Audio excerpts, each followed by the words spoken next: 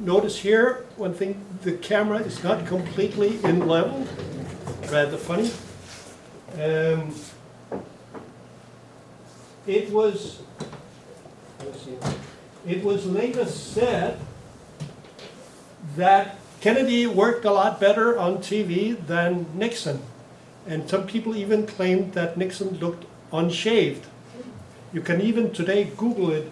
If you Google Nixon unshaved, you come to this incident. It might be true or not, but the footage is not that clear at that point, so you couldn't actually see whether he was shaved or not. But it is something else that gives it away, and that is his body language. Notice the difference in the body language of the two, the way they're sitting. And Nixon and his advisors didn't know much about television. They should have given him a darker suit because he's wearing a gray suit against a gray background. Not very good. It's not so important today when we have better cameras, but at that time it was. But the real difference comes to the listening shots. You see Kennedy up there. When Nixon was speaking, once in a while the camera shifted to him, or the producer shifted to the camera showing Kennedy listening. And Kennedy looks alive, alert, and he's paying attention. And he doesn't look like a man beaten. Nixon, however, he was turning his face away from Kennedy while Kennedy was speaking, and he was grimacing and looking not at all comfortable. And the camera caught that. And just a few seconds of that on television, and he has a poor image in the population. That's how fast it works. So it's these little things. It's not about what they said, but it's about how they appear on video in this case. A survey at the same time said that television viewers thought Kennedy won the debate by far. And radio listeners said that Nixon did best. It's done in different areas, and so it's not quite comparable, but still, there is a point to it. Might not be true or false, but true or reliable, but it does tell us that how you appear and what you do with the camera. Do you shift to that camera at the right moment? That's important. And I've followed this on the different political debates, and to me it's quite obvious that the camera work is doing a lot. Here is from the French election, Macron and Le Pen, and the setup, it's like a sports battle. And they even have a time score, and it's very much like, it's not a debate, but it's like a fight between the two, the way it's been staged. And they even, at one point, they have a split screen like this, and both of them are talking at the same time. This might be good television. It's very lively, it's very dynamic, but it's like a boxing arena. And it's not for political consideration, it's for battling it out. The TV format sometimes adds a second rhetoric to the one we're already watching. And there are many incidents of that. I'll go back to Danish Queen. Yep. Every year, at New Year, she's giving her nice speech. The camera starts out there. Then very slowly it moves in so that we come in a little closer. That's where we get the main part of the speech, not too close. We don't want to get too close to our queen, but so the camera stays at some respectful distance. At the very end, it zooms out. Angela Merkel, same trick, New Year's address, starts out there. We zoom in a little closer as she gets started. And at the end, we zoom out, so we again can see the flag and everything. Quite a normal format. Starting out, zooming in, going back out, when a single person is giving a political speech. Nixon gave a very famous speech. He learned something in a few years. He won. He lost the first election, but now he's president. During the Vietnam War, he's trying to find some backup for his policy of putting in more soldiers in a last short effort to sort of win the war, or at least an honorable peace, as he said. And he's appealing to what he calls the great silent majority at that time, with a long speech. And the camera starts again out there, and then moves in like this. They moved in actually a little too close. A lot of people, including myself, didn't like to be that close to Nixon, because we knew already he's probably sweating and unshaved. So, but that's what they did. However, when he comes to a point of quoting from a letter he has written to Ho Chi Minh, the camera moves out. When he says, and I quote from this letter, the camera moves out at further distance. It's one take, but it moves out while he's reading the letter. And then the camera moves back in on him. This means that the camera works in the same way as this typographical layout. In a text, we have this indent.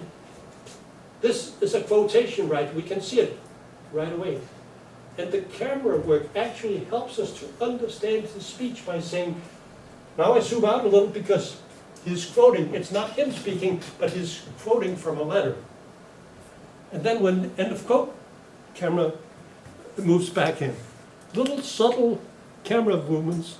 In this case, I think great work, helps us understand what's going on. Nothing wrong with that. But in other places, the camera work is quite deceptive. Weapons of mass deception, Iraq War, yes. So here we have, this is a still shot from live footage. These two guys are giving a speech in the same place around the same time about the situation in Iraq just before the war started. First we have Blix, who's chief of the weapon inspectors, UN weapon inspectors. He's giving a speech saying that he doesn't really know whether there are weapons of mass destruction or not. He needs more time to investigate. We're making some progress. We need more time. That's what he's saying. But Colin Powell, around the same time, gave a speech where he said, we have definite proof that there's lots of weapons of mass destruction. It's terrible. We need to go in and do something about it. So same place, same issue, but filmed in two different ways. The reports of Henrik. They have described our many preparations. As we review the situation with respect to Iraq as... So what was the difference in terms of the way they filmed? What's the difference between these two films? The first one was filmed from the profile, or like from a point which is higher than the speaker, and the other one was shot directly, like the speaker would like talk to the camera. Yes. So one is up looking down and from a bit from the side, and the other looking straight at him. Yes, and Ali?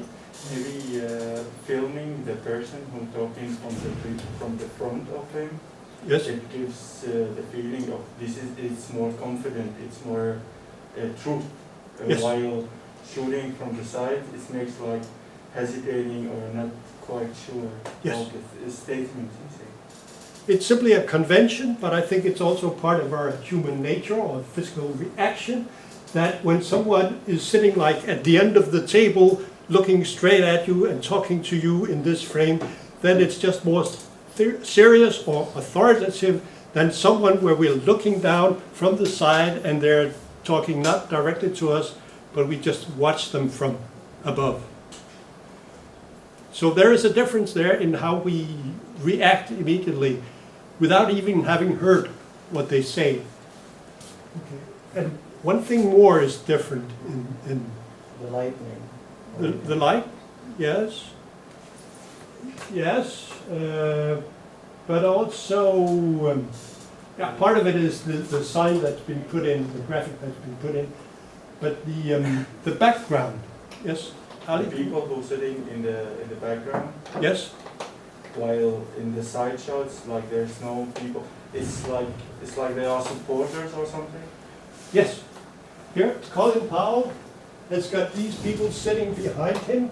They are actually from the CIA and other Secret Service members backing him up, well dressed in nice suits, looking very serious, not doing anything else but being there to support him. It's not the guy in the plain shirt smirking and doing faces.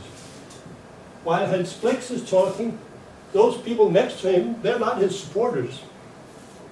Yes? That man who's sitting beside him, he was the president of Arabic countries university, they call it.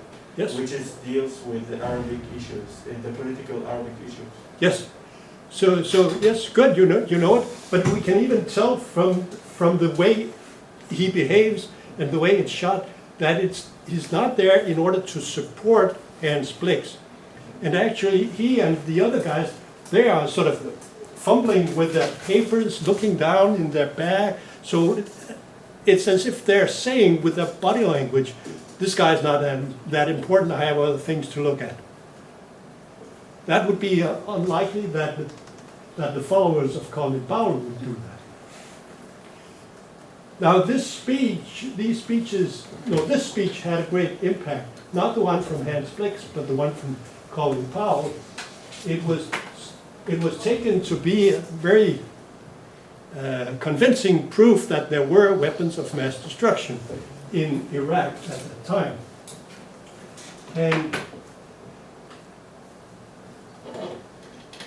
And it was actually well planned by Colin Powell and his staff, because there had been earlier on in the UN Security Council, during the Cuba crisis, there was an incident with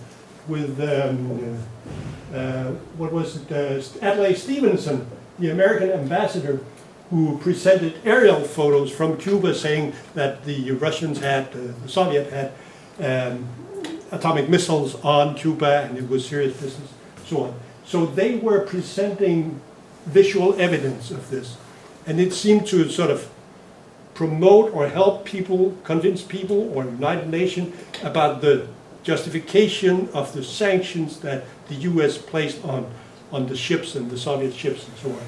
So it had some impact on the political level, on the Cuba crisis. So that was the forerunner, and we know now that the staff of Colin Powell organized this very carefully. It should be a very convincing speech he gave. So he was equipped with these area photos saying that these were different locations with factories producing chemical weapons and blah, blah, blah. And he was even rehearsing with furniture in another room, with furniture resembling that in the UN Council, so that he could be placed in the right way with his people behind him, and so he knew what he was doing. So it was staged and rehearsed, so he was well prepared. There should be no hesitation in his presentation. And he even shows sort of this very small, what do you call it, viral, saying that if this was what's it called, anthrax, this very poisonous thing, this would be enough to kill 50,000 people.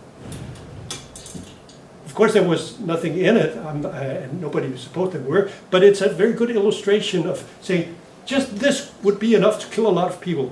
That is how dangerous Saddam Hussein is. So in a way, this becomes sort of a visual proof, even though anybody could say, this is what they have. Here, what is this? Photos? No. Anyone can see that it's graphic, it's drawn. Any 4-year-old today can make drawings of toy trucks and claim, oh, maybe not a 4-year-old, you have to be at least 6 or 7, before you can claim that this is the weapons of mass destruction that Saddam Hussein has. But since Colin Powell was built up by the camera, and by the security people and the whole staging. It seemed believable. He shows this evidently constructed images and saying, oh, this is what they have, mobile production facilities for biological weapons. It's incredible that people at that time around the world believed this story. Well, maybe not. It seemed convincing at the time. I'm old enough to actually be giving lectures here to international students over there at that time. I said, I'm not convinced by this speech. And the majority of the students in the room said, you're suffering from conspiracy theory, and of course we know they're weapons of mass destruction. It was the common attitude around the world. But now when we go back and look at the evidence, other people have looked into the other supposed evidence and found out that it doesn't really hold up. And now it's striking that the visual evidence is just so constructed, but we didn't see it at the time. That, over to the left, Colin Powell said, well, it might not be clear to see, but for experts it's quite evident that this is a jet spreading poisonous nerve gas. Quite evident, right? You really need to be an expert. And this is part of the rhetoric. Oh, sorry if this turns into a rhetoric. See this sign saying Iraq failing to disarm, denial and deception. At this point, it was not only a claim that Saddam Hussein had weapons of mass destruction. It was so established that when Saddam Hussein and others said, no, we don't, that means that now they're even lying about it. That's how dangerous they are. Yes. But of course, it didn't continue like that. This is later from the internet. There's a lot about how this was a lie, and his holy a vial of anthrax Iraq war lies. And there's even a film here, here are different quotations of Colin Powell taking back, saying it was perhaps not my best speech. And here's, what's his name, Matt Damon, in a film about it. You can see that there. It's about very much, he's trying to find weapons of mass destruction, doesn't find any. And yeah. So the story go on, you can make film about it. This was just very, very short about film theory and what you can do with film. Some of the political aspects could be involved in using the camera, microphone, the montage in the right way, or in a rhetorical way, or in a strong way. It's up to you as future filmmakers to decide what to do. And I hope you have your critical sense of what being done, how we are sometimes being manipulated by film. It's great sometimes to be seduced by film, but it's not so nice to be manipulated. But if you're in power of it, it's a great tool, so use it for a good purpose. And you can find a lot more reading material, video material on my website. And but my main point is, film is not a photograph just moving. No, it's a completely different tool. It is a way of taking the viewer into your world, show them what you want them to see, let them hear what you want them to hear. And it might be a construction, but it's you who decides the story. And we like to be told stories by film. It's like being a baby carried around by a grown-up and shown different things, and this adult is capable of jumping in time and place and show you all sorts of magical things. It's wonderful, we like it. But a film is not just a photograph that starts to move. A film is, you should think more of a film like it is a video game that's not completely developed. We tend to interpret new media in light of the old one. Film is being seen as a sort of photography or a sort of theater. But now we know that a photograph is actually a frozen film. Now that makes a lot more sense to us. And a film is actually An interactive video where you are not deciding the action. It's the producer that decides the action and what's going to happen. In a video game, you have certain options. You can, to some extent, decide what to do. So if you reverse the order and understand the old media in terms of newer, then you become wiser than if you do the reverse. And sorry to say it, film is not a language, does not consist of words, does not even consist of signs. It doesn't help to try to use semiotics or semiology. There are no signs in film, well, there could be signs, but a camera movement, a camera cut, cannot be described or interpreted or used for analysis if you use sign theory. A sign always has a physical side to it and a meaning to it. But a cut is not a physical thing. It's the difference between what comes before and what comes after. So it's a matter of what do we experience. It's a matter of phenomenology. Think about the film with the train that did not jump onto the station. We did not get scared. In other situations, we get scared. That's because we perceive with our bodies. We perceive film very much like we perceive reality. But film is not a window. It is, if it is a window, it's a very strange window that all of a sudden moves. It's not just things outside in the frame that moves. I can move the window and see other things. That's completely different power to have. So film is not representing reality, but it's always presenting something as real to someone. And you can be the ones to present something to someone. You decide. Thank you.